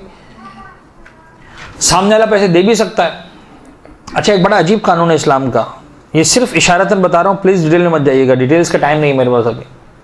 अगर आपने किसी को कर्ज दिया था 2 साल के लिए 10 लाख रुपए, 2 साल पूरे हो गए, किसी वजह से वो 10 लाख रुपए लौटाने के काबिल नहीं है, नहीं बना सका मिसाल के तौर पर, नुकसान, कारोबार किया था नुकसान हो गया, वो 10 लाख नहीं है उसके पास, चाहे वो आपका मकरूज है, आपके पास राइट नहीं है उसे कर्जा मांगने का। ये शरी मसला बता रहा हूँ आपको। लोग कहते हैं मौलाना साहब हमारी बला से कुछ भी हो, हमने पैसा दिया था 2 साल के लिए, 2 साल पूरे हो गए, पैसा वापस निकाले, घर बेचता है बेचे, गाड़ी बेचता है बेचे, कुछ करे, फुटपाथ पे रहे, हमें क्या लेना देना। नहीं, शरीयत आपको इस बात की इजाजत नहीं देती कि आप किसी का मकान बिकवाएं। पैसा आपका है, वो आपका मकरूज है, आपसे कर्जदार है, लेकिन आपके लिए जायज नहीं उसे पैसा मांगना। तो ये सारे अल्फाज कवर कर रहे हैं उन सारी बातों को। अगर ले सकता है यानी शरन परमिशन है, ये कोई वो दंगे फसाद की बात नहीं हो रही कि 4 गुंडे कर जाके खड़े कर दो, ले सकते हो कि नहीं ले सकते हो। ये शरई तौर पर इजाजत की बात हो रही, क्या तुम्हारे बस में है कि नहीं।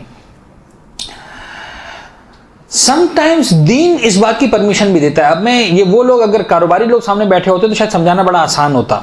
समटाइम्स ये होता है कि यू सेल योर लोन, आप अपना जो कर्ज है वो बेच देते हैं। क्या मतलब बेच देते हैं? मसलन आपने किसी को कर्जा दिया हुआ 10 लाख रुपए, वो आपको हर महीने 10,000 रुपए दे रहा है। हर महीने 10,000 का मतलब ये कि 100 किस्तें, 100 किस्तों का मतलब ये कि ऑलमोस्ट 8 साल लग जाएंगे। वो 8 साल तक पैसा देने की पोजीशन में रहे भी, 8 साल तक उसकी शराफत भी बाकी रहे,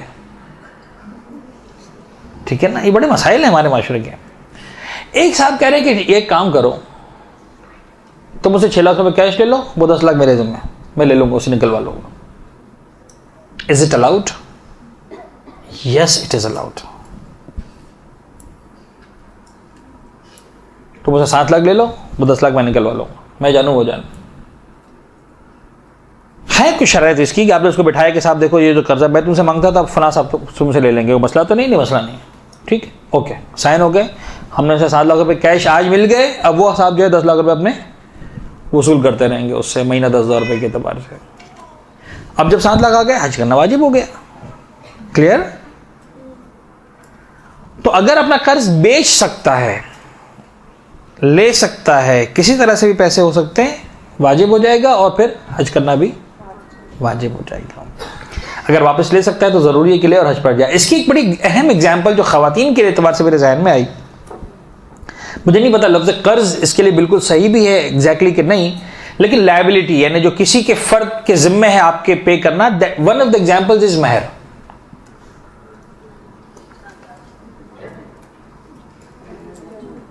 अगर किसी औरत का महर इतना है कि अगर वो उसको मिल जाए तो उस पर, वैसे पैसा नहीं है, हज वाजिब नहीं, लेकिन अगर महर मिल जाए तो हज वाजिब हो जाएगा।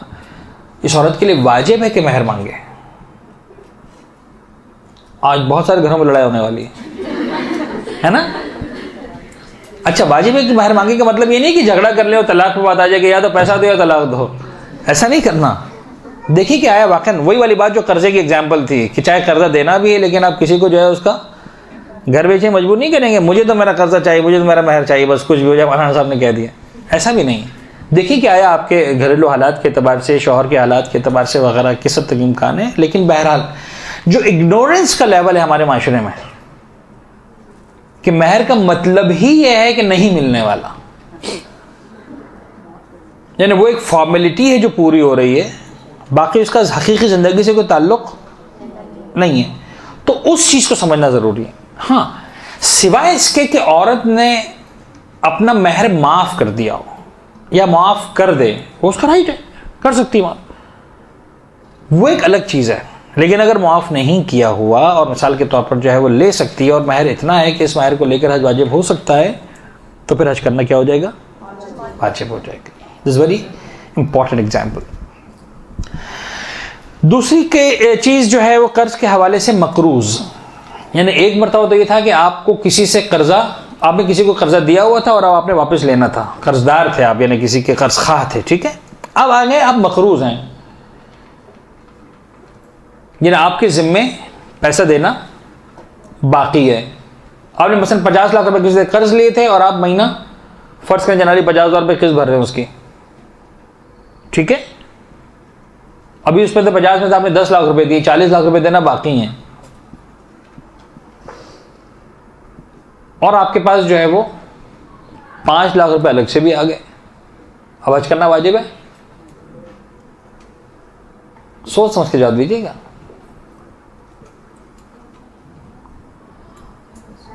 एग्जाम्पल समझ में आ रही है? बड़ी बड़ी प्रैक्टिकल एग्जाम्पल है। हमारे माशरे में कई सारे अफराद हैं जो लोन लेकर अपना घर बनाते हैं, कर्जा लेकर घर बनाते हैं, चाहे बैंक से, चाहे इदारे से, चाहे फर्ज कर लें गवर्नमेंट से, वगैरह वगैरह।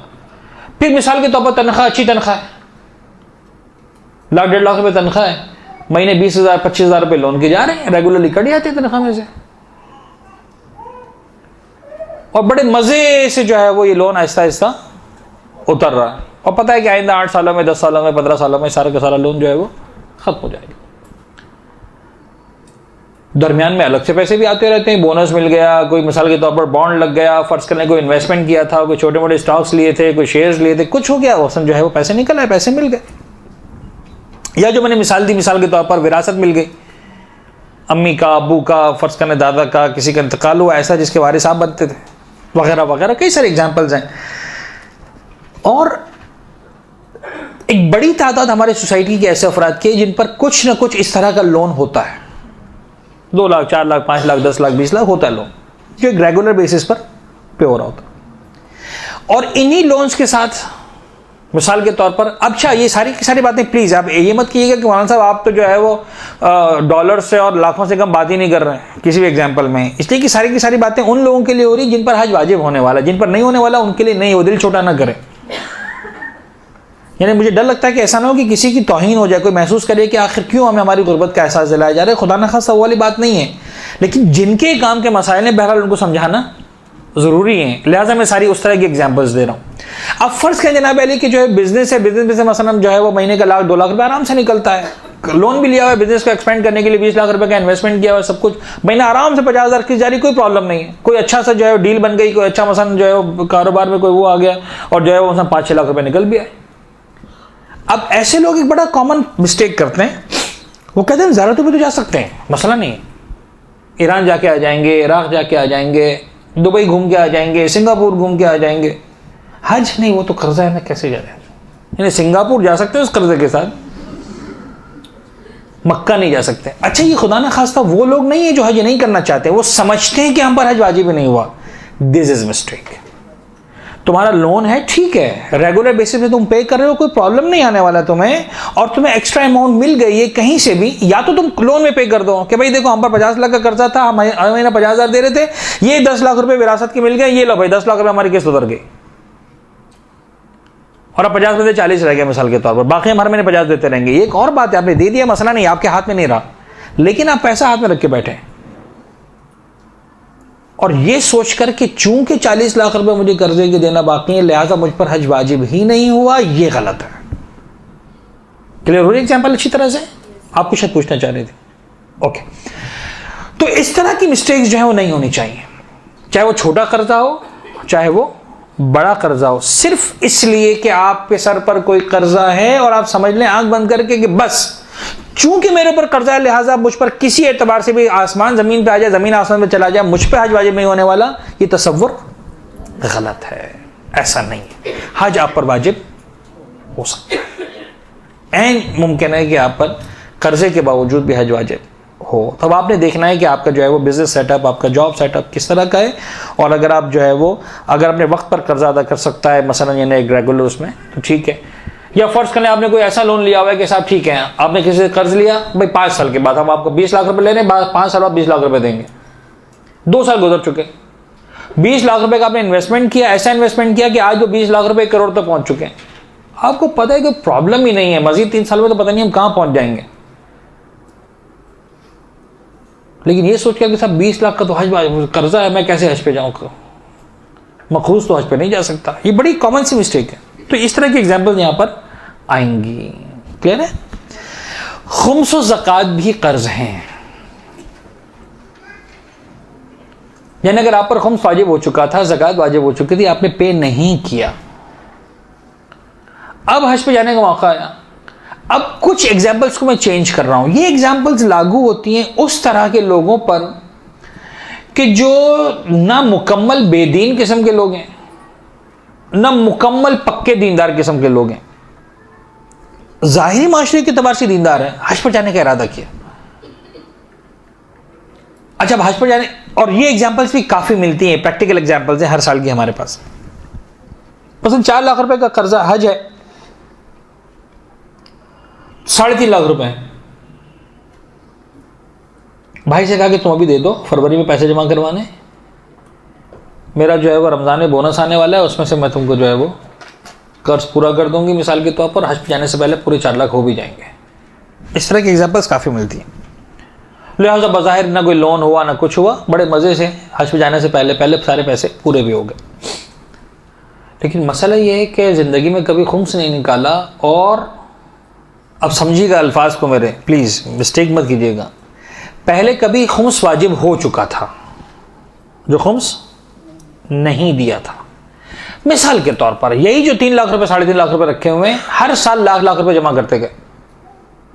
हर साल 10, 12, 15 हज़ार रुपये जमा किए, 10 हज़ार रुपये जमा किए, साल के एंड में लाख रुपए जमा हो गए। अगले साल पे जमा किए, लाख हो गए। 3 साल तीसरे पे जमा किए, लाख हो गए। चौथा साल अभी चल रहा है और अब हज पैसे जमा करने का वक्त आ गया। तो अभी चूंकि चौथा साल स्टार्ट हुआ था तो अभी जो है 40-50 हज़ार हुए थे, मजीद कुछ बाकी थे, लेकिन पता था हो जाएंगे। भाई बात यह है कि जो 3 लाख साल तक आपने 1-1 लाख रुपए जमा किए, हर साल के एंड पर ये आपकी सेविंग थी, इसमें से आपको खुम्स निकालना था। तो पहले साल के लाख पर 20,000 वाजिब हो चुका है, दूसरे साल के लाख पर 20,000 वाजिब हो चुका है, तीसरे साल के लाख पर 20,000 वाजिब हो चुका है, चौथे साल में चले 30-40 हज़ार हुए, उस पर अभी तक खुम्स वाजिब नहीं हुआ। लेकिन वो 60,000 तो आपको देना ही देना है। अगर वो 60,000 आप दे दें तो आज जो आपके पास बज़ाहिर 3 लाख और 40 हज़ार रुपये नजर आ रहे हैं, ये दरअसल 3 लाख और 40 नहीं, 2,80,000 हैं। और अगर 2,80,000 हैं तो आप पर हज वाजिब ही नहीं है। वाज़ेह बात। अब दीन की खातिर दीन की मुखालिफत होती है। नहीं, हज पर जाना है ना, खुम्स से निकालेंगे। अगर खुम्स निकाल दे तो हज पे कैसे जाएंगे? गौर फरमा रहे, नेकी की खातिर गुनाह हो रहा है। बाबा ये हज वाजिब नहीं है, वो खुम्स वाजिब है, उसको अदा करो, 1 साल मजीद जमा कर लो, कोई बात नहीं, अगले साल तो पर हज वाजिब होगा। अच्छा, एक बात यहां तक आ गई तो मेरे जहन में एक जुमला आ गया जो मैं लिखना चाह रहा था लेकिन मिस कर गया। लिखना तो अभी सुन लें, आप चाहें तो लिख भी लें अपने पास।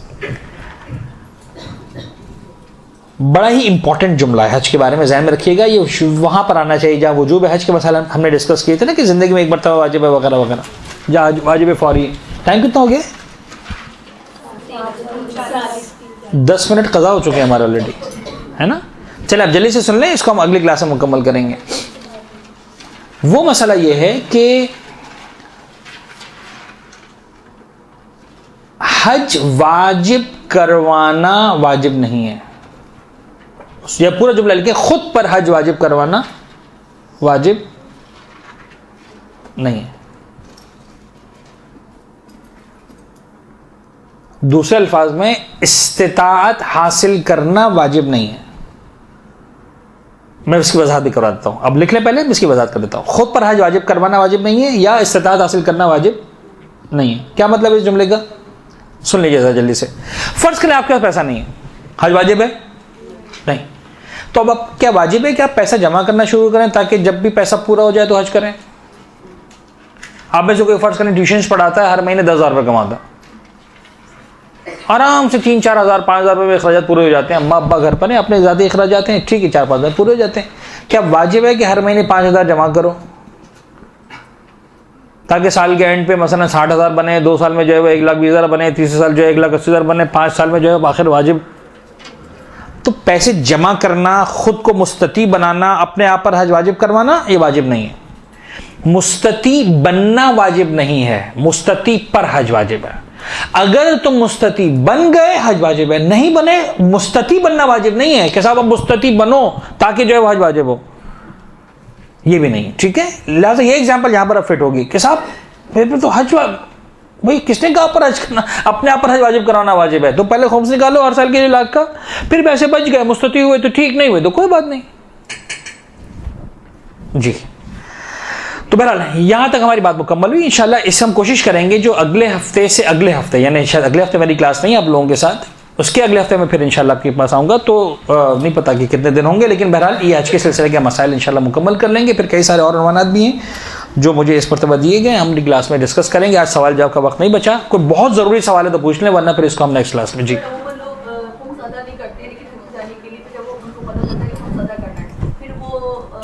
बात नहीं तो आया खुद अदा करने की खुद से बात नहीं तो आया खुद से बात ये तरीक़ेकार भी चल जाएगा। वसल्लल्लाहु अलैहि वसल्लम। जी, यानी यूँ समझ लीजिए कि अगर एक शख्स के ऊपर हज वाजिब था, उसने हज नहीं किया, खुमुस वाजिब था, खुमुस नहीं दिया, ज़कात वाजिब थी, नहीं दी, सब कुछ सारे कर्जे सर पे लेके बैठा है, तो उसको सारे कर्जे उतारने तो हैं।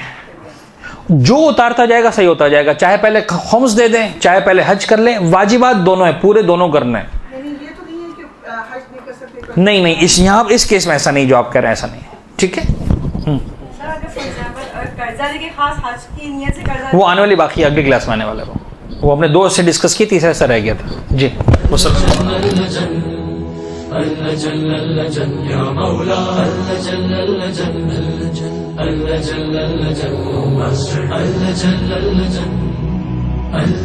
يا صاحب السماء